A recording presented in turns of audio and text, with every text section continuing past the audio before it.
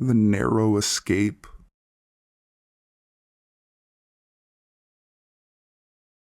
This happened years ago when I was about 8 and my older brother was 10.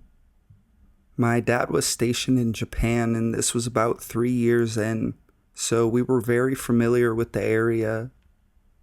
So no one thinks badly of my mother, who is amazing.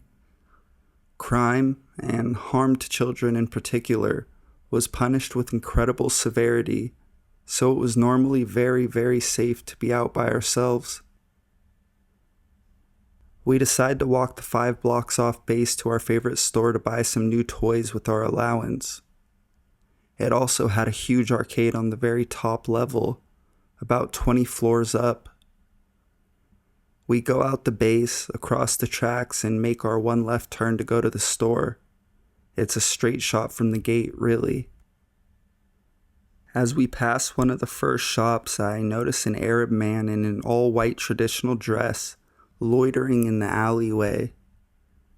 He stood out, not only because of his dress, but also because really anyone non-Asian stands out in that part of Japan. So we both see him, but don't really think too much of it until he steps out behind us after about a half a block. We both take note, but it's not too strange, so we keep walking. Then he starts gradually catching up to us, deliberately enough that we both look at each other and can see we are equally uncomfortable. My mother had her own past traumas, and so was always very open about the dangers children faced, and I immediately had the feeling that this guy was not right. Something was off. So, seeing the look on my face, my brother leans in and says, "Let's see if he is." And we proceed to both speed up our pace and take a right, then 2 left turns, bringing us back to our original route. If he had been going his own way, he would have never done this, but sure enough, he followed the whole way, gaining enough on us that as soon as we hit the original street and saw him turn back on it to follow, my brother yelled at me to follow him, and we fucking ran our asses off. The guy shouted as soon as we took off, and the 2 times I glanced back, he was chasing at top speed. We did kiddie triathlons with my dad, and thank God we were in good condition because we ducked through street shops, took every alleyway we could the next 5 blocks to try to lose him, to no avail. Ended up booking it up 20 flights of escalators to the arcade, and then my older brother dragged me behind the biggest game we could find, up against the wall. We watched him come sprinting up the last escalator, realized he was on a floor packed with children, look around angrily, and then walk back down. Absolutely terrified. And this was before cell phones or anything, so we still had to get home.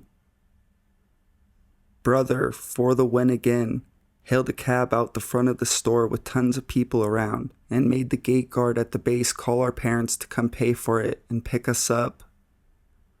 Needless to say, we stayed on base for a good while after that, because scary Arab kidnapper. Let's really not meet. Edit. I reminded my brother of this, and he said what I didn't remember was that there was a black car pacing us too, and that's why he took us through so many small back alleys, to lose the car as well. That makes it way scarier that he had backup.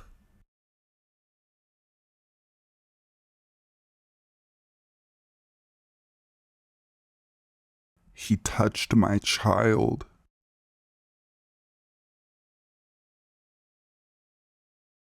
A few years ago, my ex-husband and I were eating at the mall with my 2-year-old daughter. She was happily munching on a cookie and watching Yo Gabba Gabba on my phone. This old Japanese man, probably 70, walked up to us and started commenting on how pretty she is. She has curly strawberry blonde hair and sea green eyes with super pale skin, and how she looks so healthy. I say thank you.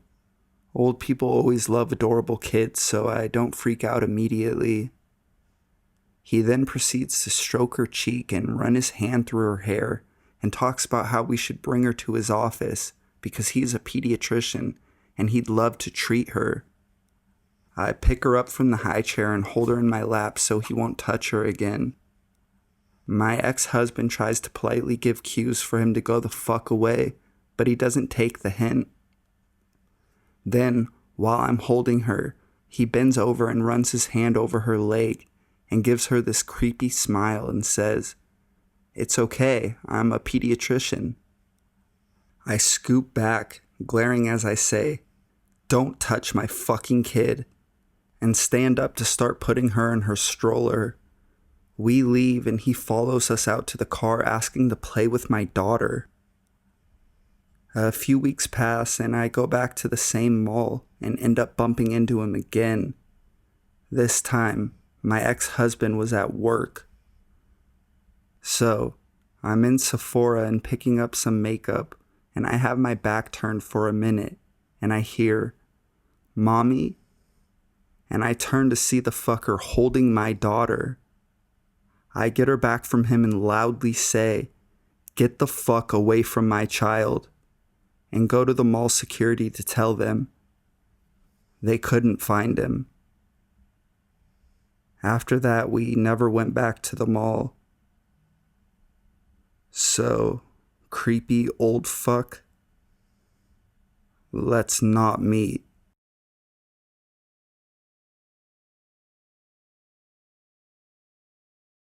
Creepy old guy followed me home.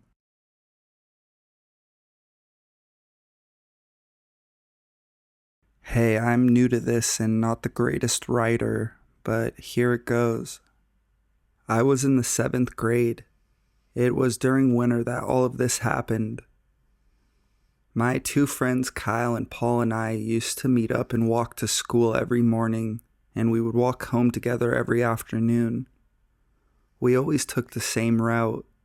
School was about a 15-minute walk from our meetup spot.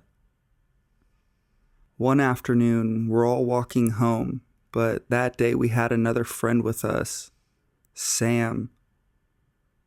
I did not like this kid. He would always do really crappy stuff, and he was a little prick.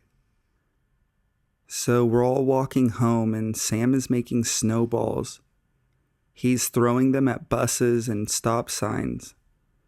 Sam grabs one last snowball and throws it at a car. All of a sudden, from the back seat of that car, we see an older man sit up in the back seat. He rose up like Dracula awakening from a coffin.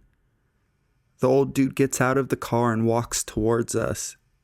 He tilts his head to the side, looks at us with a smile and says, "Thank you." And then that's when the camera came out of his pocket. He began walking around us and taking pictures. We were holding our hands to our faces, but he would swat our hands away and snap pictures, all with this fucked up smile on his face. My buddy Kyle was a big kid for his age, and he jumps at the old guy, but gets knocked to the ground with a punch. The old man just leans over Kyle while he is on the ground and starts snapping pics. Kyle gets up and we all start running. The guy runs to his car while yelling, "I'm gonna find out where you live." We cut through a park, and as we reach the end of the park, he pulls up in front of us. We run back the other direction, and he caught up with us in his car again. So we faked running one direction and cut through some backyards which led to my street. And we got away from him. Kyle's older brother drove us to school for the next week. One day he was unable to drive me home and I had to walk. Paul didn't come to school. I was alone. I thought enough time had passed and I was safe. I made it all the way to my street. I was about 5 houses away from home when a car slowly creeped up beside me. I didn't even hear it behind me. I look up and it's this creepy old fuck again, smiling at me. I told you I would find out where you lived. He licks his teeth. I did the first thing that popped into my mind. I just looked at him and sat on the snowy curb. I said, "Go ahead and try to find out which one is my house. I can sit here all night." And I quickly added, "Oh, and the guy that lives in the house behind me is a fucking cop," which was a total lie. He stared at me for a couple minutes and just slowly drove away. I watched him turn the corner and he was gone. I sat in the snow for a good hour. Eventually I went home and called the cops. They found the guy because I knew the plate numbers. Turns out he lived right on our path to school. Never saw him again though. And I don't know what he did with all those pictures he took of us. Creepy old guy who followed me home. Let's not meet.